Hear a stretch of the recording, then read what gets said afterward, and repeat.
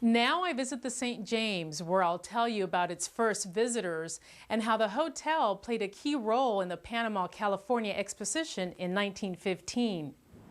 The Ramada St. James, as it is known today, is one of the older hotels in the Gaslamp Quarter in downtown San Diego.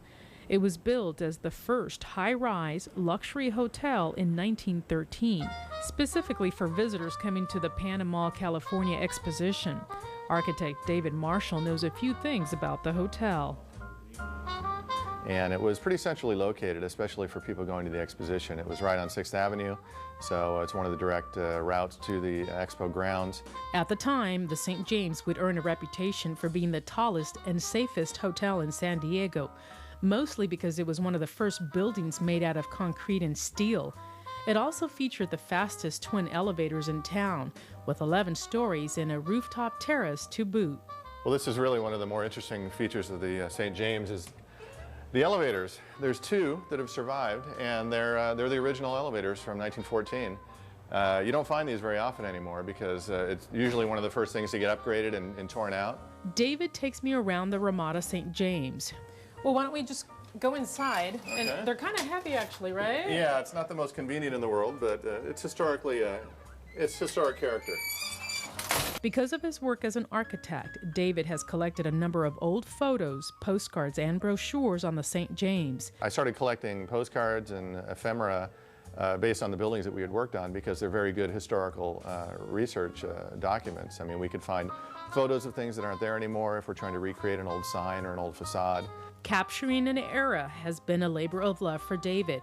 While working on the hotel, he quickly began researching and collecting everything he could find on the St. James. Well, this is a book, they call it San Diego Tourist, and they came out with this every month. This is an issue from 1915, which was the year the exposition opened. And you can see they're promoting the expo as well as the rest of San Diego, the mission and the romantic lifestyles, the guitar player here. But this was really where hotels and other businesses promoted themselves. Useful hotel details for would-be guests, like the cost of a single room that went for $1.50 and $3 for a double room with a bath, and so much more information about San Diego.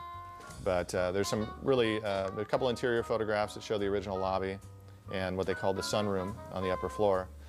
But they talk about the location and equipped with every modern appliance.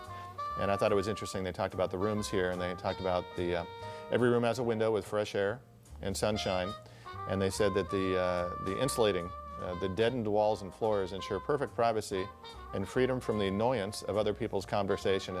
David shows me a unique feature that's been kept at the hotel. Here's an old little access hatch for a telephone cabinet, and this shows the original woodwork and finish that all of the doors and moldings had. Crews went out of the way to leave it undisturbed during the restoration. Making our way to other parts of the hotel, the building has a special feature few get to see. Wow, what a view. Yeah, you don't realize it till you're on top, but you can see pretty much all of downtown from this location, and it's really the tallest building in this particular part of downtown. And you really can appreciate the panorama that people in 1914 had. Yeah. The view is breathtaking. You can't help but notice the large hotel sign, quite popular during the 40s and 50s.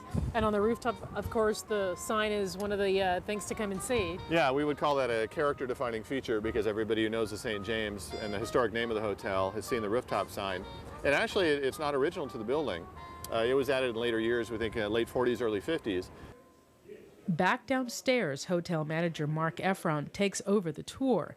Mark is happy to offer tidbits from the past, including showing me a copy of the local newspaper, which hangs near the lobby. Well, this is actually very interesting. It's a newspaper that's from 1915. I mean, at the time, the big fears were about the World War. But what was interesting, it's about the same time that the hotel was opened. All reservations for the hotels were made by telegraph in those days. And it's very, very interesting because each morning when the newspaper came out, they would actually print the incoming guests who were coming to stay at each particular hotel. Things have certainly changed.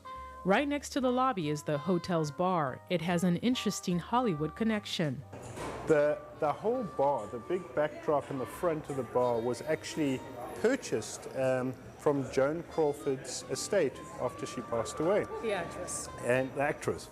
And she had imported the bar from Italy.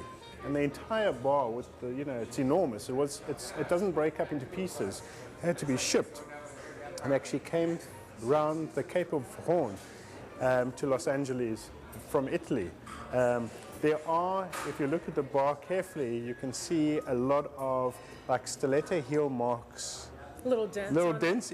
on the woodwork, because she was renowned for dancing on the bar at her house at parties and things like that. And she used to wear these very high stilettos, and you know, so they've been maintained. Whether it's an old bar or ephemera, Mark and David want to preserve the St. James history for guests and visitors to experience. There's always surprises, and you know, you can go into a building and sometimes until you remove a wall, you don't know what's there. Uncovering the past is a passion for David. He says old buildings are like old jewels. They just need a little bit of polish to let the beauty shine.